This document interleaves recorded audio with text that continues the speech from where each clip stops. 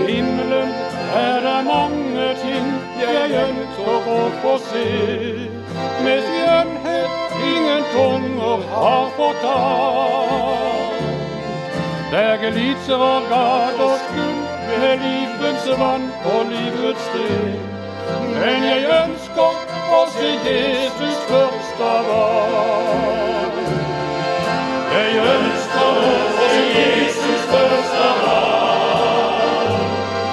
Min syndes skyld med blod har han betalt, og slekt og venner der, jeg møte skal dem der, men Jesus vil jeg møte først av alt.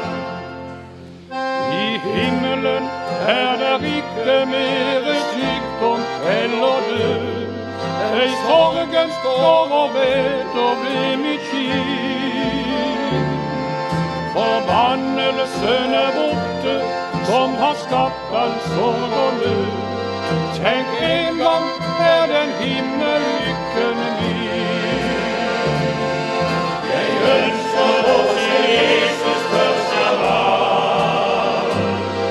Min syndes skyld med blod har han betalt, og slekt og venner der, jeg møte skal dem der, men Jesus vil jeg møte først av alt. I evighet jeg skuer det som øyet aldri så, de stråle glans av sol som ei går ned, med palmegren i hånden og med brudeklærne på, mitt lengselsmål i salig fryd og fred. Jeg ønsker å se Jesus først av alt. Min syndes skyld med blod har han betalt, og slekt og venner der, jeg møte skal dem der, men Jesus vil jeg møte først av alt. Hva det som så spesielt med Israel? Til det kan jeg svare: alt spesielt. Folk spesielle, landet spesielt, og det meste som har både med folk og landet veldig spesielt. Og hva det som gjør Israel så veldig spesielt? Det Bibelen. Og i Salme 147 skal jeg lese de 2 siste versene, som viser hvorfor Israel så spesiell. Og nå det sånn for min del at jeg synes det veldig viktig når vi løfter fram den profetiske siden av Guds ord, at vi alltid peker på Jesus. Det han som må være midtpunktet. Og da står det slik i Salme 147, vers 19. Han kunngjorde for Jakob sitt ord, for Israel sine bud og sine lover. Legg merke til det. Gud kunngjorde for Jakob sitt ord, og for Israel sine bud og sine lover. Og så kommer det. Slik har han ikke gjort mot noe hedningefolk. Hans lover kjenner de ikke. Det viktig at vi ser, når det gjelder det som har med Bibelen, og det som har med profetordet, at vi løfter det fram ifra Guds synsvinkel. Det Gud som har tatt ut dette folket, som sitt eiendomsfolk. Det Gud som har utvalgt dette landet som sitt land. Det Gud som har tatt ut denne byen Jerusalem, og han sier i 2. Krønikebok kapittel 6, vers 6, det min by. Og da vil jeg si til deg og meg i kveld, hvem adressaten i det gamle testamentet? Hvem det Gud henvender seg til i det gamle testamentet?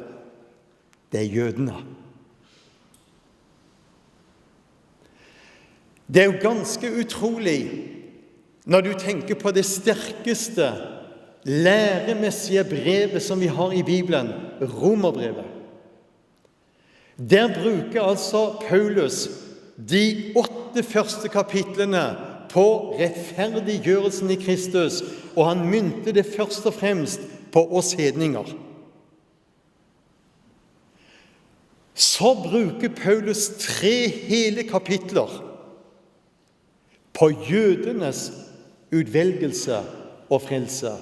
Kapittel 9 i Romerbrevet taler om Israel i går. Kapittel 10 i Romerbrevet taler om Israel i dag. Kapittel 11 i Romerbrevet taler om Israel i morgen.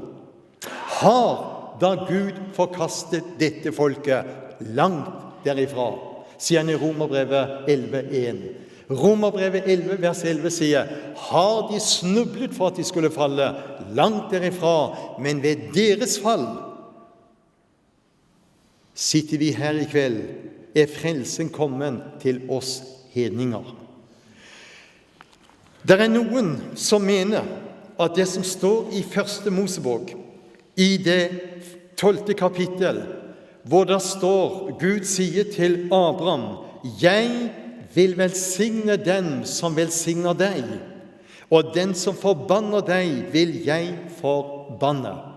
Da er det mange som sier, det gjaldt ikke jødene, det gjaldt bare Abraham. Hør, det er en løgn.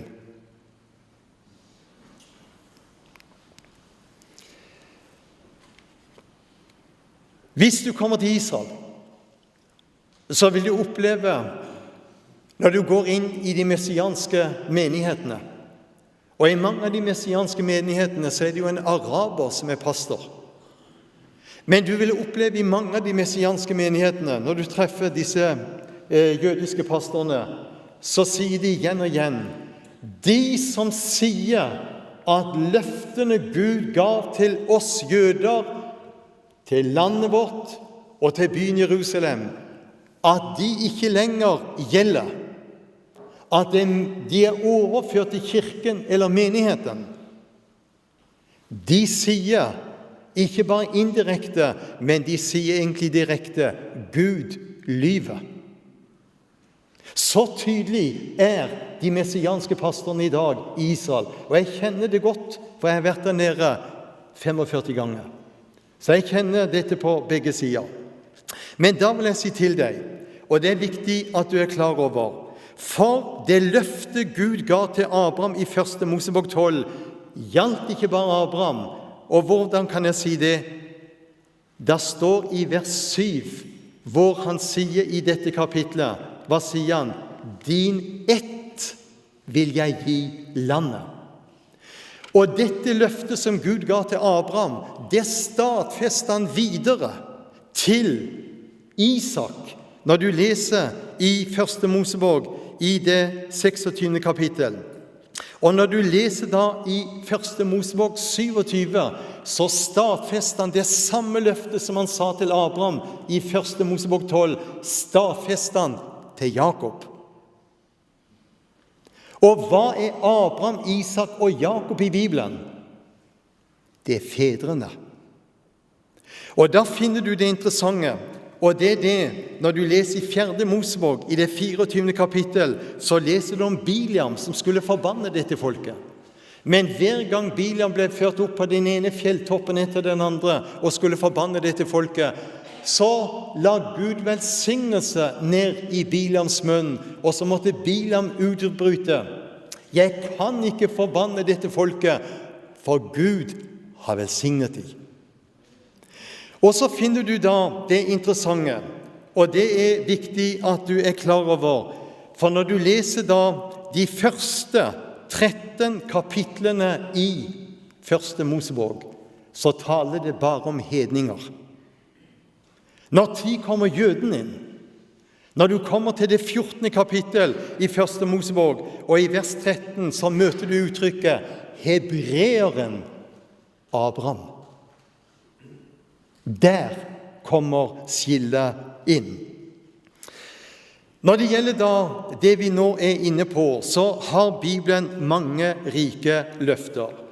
Og når vi er inne på disse tingene, så må jeg ta det med, for nå skal det ikke være noe som veldig preken. Vi hadde jo en frikirkepastor som jeg kjente. Han kunne preke veldig lenge. Og så var det sånn med denne frikirkepastoren at det var mange som skulle være med i det stevnet. Og så når han kom opp på talerstolen, så hadde de lagt en lapp. Et kvarter sto der. Og denne frikirkepastoren, han sa, her står det et kvarter. Da skal jeg tale om et kvarter på jorden, et kvarter i helvete og et kvarter i himmelen. Det blir 3 kvarter, sa han. Men det skal ikke jeg gjøre nå i kveld. Jeg skal konsentrere meg. Men i Salme 105, der sier han noe meget viktig. Hva er det han sier i Salme 105? Det stadfester han det jeg nå har sagt til deg, fra vers 8. Til evig tid, sier han. Minnes han sin pakt, det ord han fastsatte for 1000 slekter. Hans pakt med Abraham, hans til Isak, han stadfestet den som en rett for Jakob, som en evig pakt for Israel. Han sa, til deg gir jeg Kanans land til arv og eiendom. Så det er Gud som har tatt ut dette folket, det er han som har tatt ut dette landet, og det er han som har tatt ut denne byen Jerusalem. Og da vet du, når du leser i Romerbrevet, i det 11. kapittel, så leser du mange interessante løfter i dette kapitlet. Men det står også noen advarsler til oss hedninger. For han sier slik, jeg vil ikke, brødre, at dere skal være uvitende om denne hemmelighet, for at dere ikke skal anse dere selv for kloke. Forherdelse er for en del kommet over Israel. Hvor lenge skal den forherdelsen være? Inntil hedningenes fylde er kommet inn. Der ligger et slør over dette folket. Der ligger et dekke over dette folket. Dette beskriver Jesaja veldig tydelig. Hjertet er sløvt, ørene er klint til, og ørene er tunghørt. Øynene er klint til, og ørene er tunghørt. Men hva sier Paulus i 2. Korinterbrev kapittel 3? Der sier han, det er bare i Kristus dekket blir tatt til side.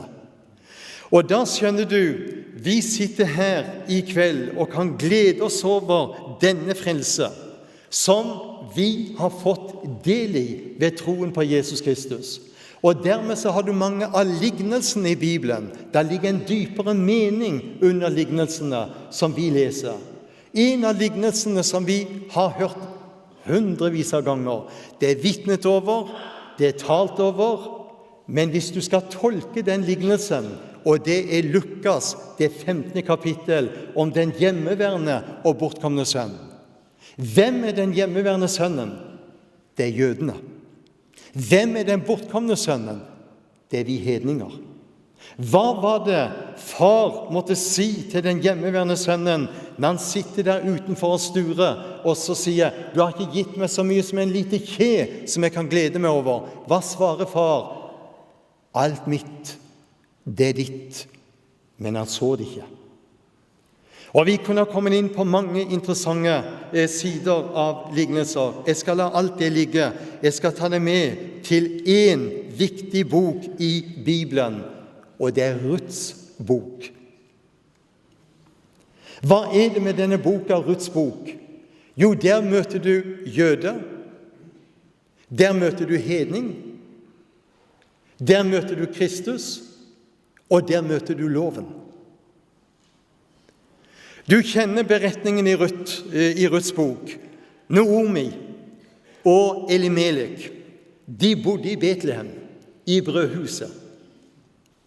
Og der i brødhuset ble det hungersnød i Betlehem. Elimelek og Naomi, de hadde 2 sønner, Malon og Kilion.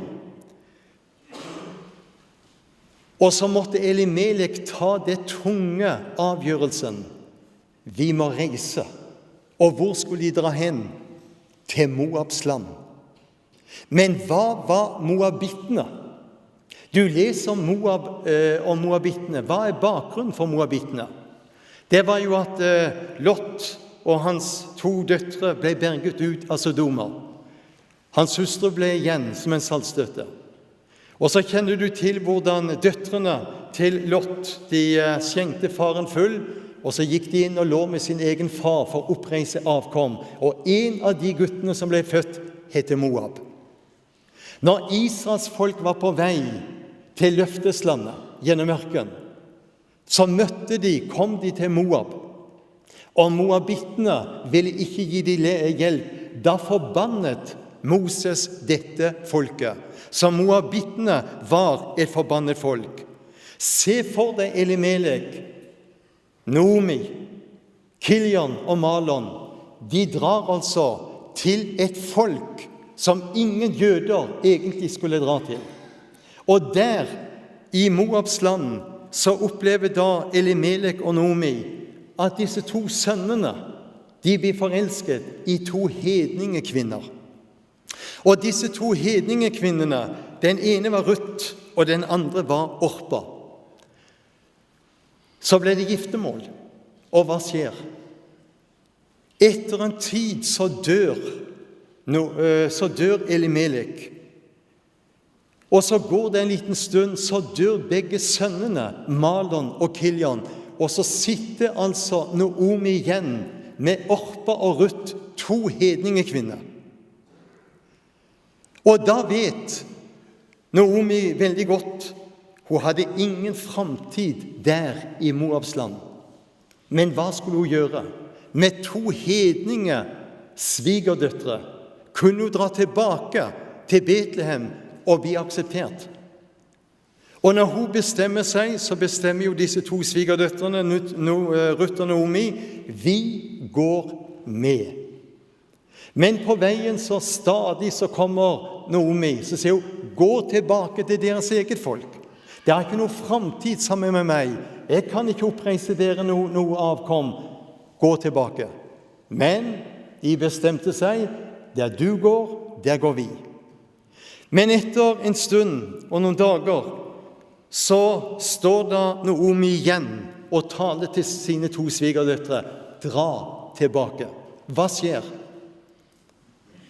Ruth kikker på sin svigermor. Hun hadde tatt en bestemmelse. Og bestemmelsen var, ditt folk er nå mitt folk. Og så finner du da Orpa. Hun kikker da på sin svigermor. Så går hun bort og omfavner henne, gråter litt, og så er det avskjed. Og så vender hun da svigermor ryggen, og så går hun tilbake til folket sitt. Nå skal du høre. Orpa, det navnet der, betyr nakke eller bakside. Og jeg tror både Ruth og Orpa, her finner du et skille i dag når det gjelder kristenheten. Hva var det som skjedde? Orpa snur ryggen til løftesfolket. Snur ryggen til sin svigermor og går tilbake til folket sitt. Her ser vi noe av den som vi opplever også i vårt eget land. Og dette kan jeg si, for jeg reiser i dag inn i alle sammenhenger. Og jeg kommer da til menigheter som sier, Israel vil vi ikke høre om. Det er alt for kontroversielt. Og så må jeg være enig med en god venn av meg, som jeg tror lever enda, Tarjei Noraberg, borte i Lyngdal. Vi var sammen i Frikirka i Lyngdal, og jeg hadde talt. Så går Tarjei Noraberg fram, og så sier han, det vi har lyttet til i kveld bør vi legge sterkt på hjertet. Og så sier han, fra 1948, når staten Israel ble gjenopprettet, og fram til 1967 var det en goodwill i Norge for Israel. Og det skyldtes 3 ting. Vi hadde et arbeiderparti som var positivt til Israel. Vi hadde en LO, landsorganisasjon, som var positiv til Israel. Og vi hadde et kristenfolk som stod tydelig med Israel. Hva har vi i dag, sa denne gamle høvdingen der borte i Lyngdal. I dag har vi en rødgrønn regjering, sa han her for 4 år siden, som har snudd ryggen til Israel og stadig snakker om boykott. Vi har en landsorganisasjon som stadig er imot dette landet. Og vi har, sier Tarjei Nordberg, storparten av kristenfolk i vårt land som har snudd ryggen som orper til jødene og dette folket som vi har frelseren, løftene og håpet ifra. Har han rett? Jeg tror vi trenger å løfte fram disse sidene og skjønne at når det gjelder endetiden som vi nå er inne i, så vil presset på Israel, presset på folket, presset på landet og presset på byen Jerusalem vil bare bli mer og mer intensivt nå ettersom dagene ligger foran. Og vi har aldri i verdenshistorien vært inne i den tiden som vi leser om i Sakarias det 12. kapittel. Hva står det der?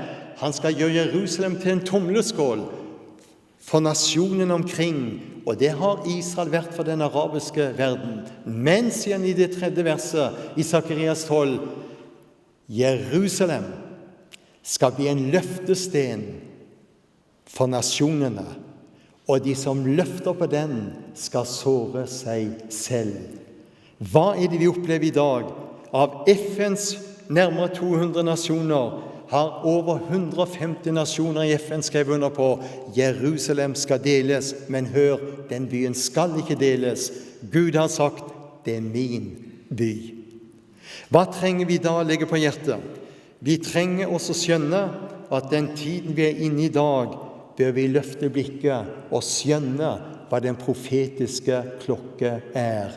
Jeg tror at tiden herefter vil vi se, og vi ser hva som skjer i dag i den norske kirke, men som jeg har sagt igjen og igjen, jeg gråter med de mange flotte prester som vi enda har i den norske kirke, som står rakrygget på Guds ord, men dette er på full fart også inn i frikirkeligheten og i lavkirkeligheten. Og det kommer til å koste enda mer å stå rakrygget i denne tid for sannheten. Men hva er det vi opplever?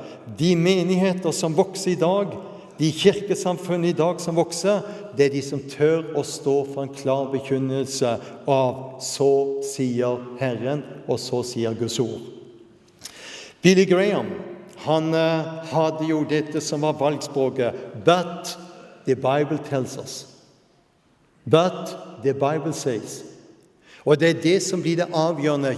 Det er ikke hva Gordon sier, det er ikke hva Sigmund sier, det er ikke hva noen av de andre sier, men det er hva sier Guds ord. Og Gud har sagt, han skal føre retten fram til seier, også når det gjelder dette folket. Derfor vil jeg si, den som velsigner Israel, han blir velsignet.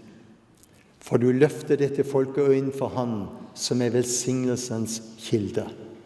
Så ber jeg Herre om at du vil gi nåde over den enkelte som er kommet inn her i Frikirka i kveld. Gi nåde, Herre, over hver eneste en. La oss skjønne i denne tid hva den profetiske klokke varsler, og hva vi ser, hva som skjer også i vårt eget kjære fedreland. Og vi ber, Herre, i denne tid at du vil reise mange vekter på muren som vil stå rakrygget for ditt ord i denne tid. Velsign din tjener som står her. Velsign denne menigheten. Passe i orden, da reise du kan, uhindret mot himmelen land.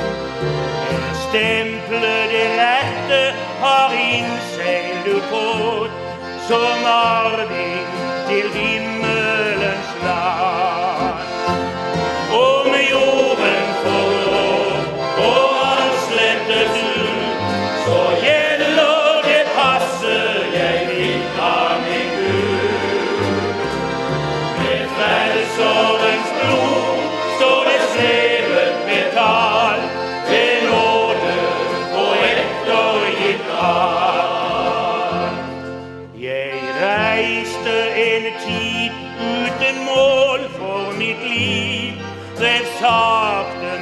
drømmen av sted. Så møtte jeg Jesus, han rørte ved meg og renset min sjel liksom sne. Om jorden forgår og alt slettes ut, så gjelder det passet jeg fikk av min Gud. Ved Frelserens blod står det skrevet betalt, ved nåde og ettergitt alt. Og når jeg så kommer til grensen en gang, mitt pass vil jeg glad vise fra. For da skal det pass som gjaldt livsdagen lang, gi adgang til himmelens land. Om jorden forgår og alt slettes ut, så gjelder det passet jeg fikk av min Gud. Ved Frelserens blod står det skrevet betalt, ved nåde og ettergitt alt. Min venn, er du borger av himmelens land, er Jesus din frelser og venn. Hvis ikke, så skynd deg på passet i stand, for snart kommer Jesus igjen. Om jorden forgår og alt slettes ut,